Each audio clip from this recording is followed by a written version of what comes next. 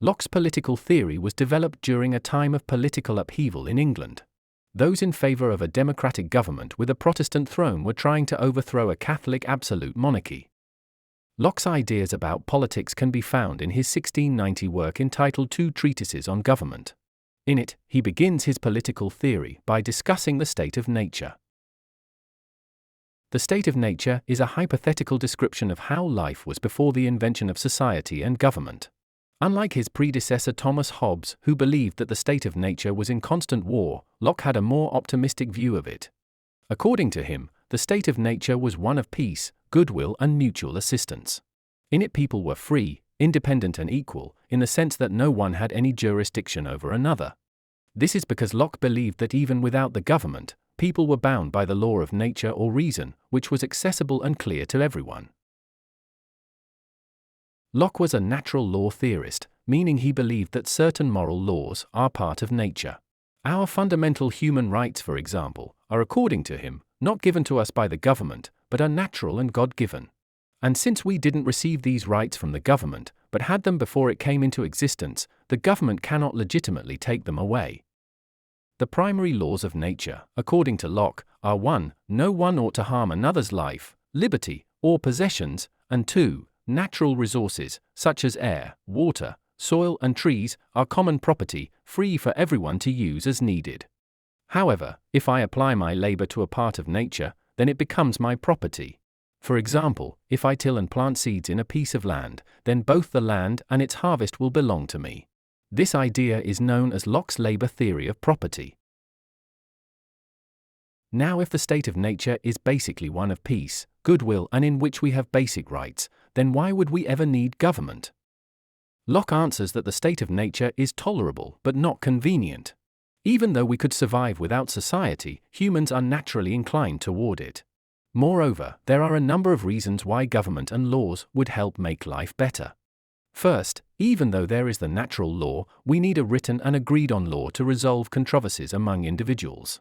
Second, although each individual in the state of nature may punish wrongdoing, an officially appointed judge could apply the laws more equitably than a person whose personal interests were at stake. And third, we need a government to enforce the laws on behalf of the powerless. Essentially, Locke's social contract theory argues that people in the state of nature unite together for their mutual benefit and transfer some of their individual power to a political body. This is their initial contract to form a government based on unanimous consent. This is then followed by a formal agreement in the form of a constitution that is decided on by a majority vote. It is important to note, however, that Locke does not specify what form the government should take. It could be a constitutional monarchy or a democracy as long as power ultimately rests with the people.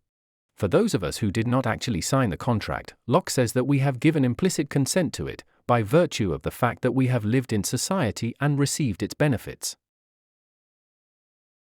Locke's idea of government was one of the early formulations of classical liberalism. He argued that the power of government may not extend beyond that required by the common good. Unlike Hobbes, Locke claims that government is a convenience, not a necessity. Hence, we can dictate the terms of the contract.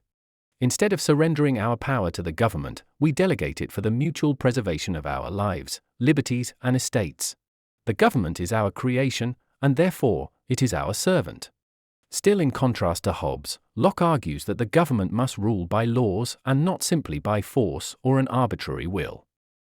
With brilliant insight, Locke suggested that the government should be divided into separate branches, each serving as a limit on the power of the others. He called these the executive, legislative, and federative branches. The federative branch would supervise the relations between the government and foreign nations. Locke also mentions the judiciary, but it was Montesquieu, writing under his influence, who made the judiciary the third branch of government.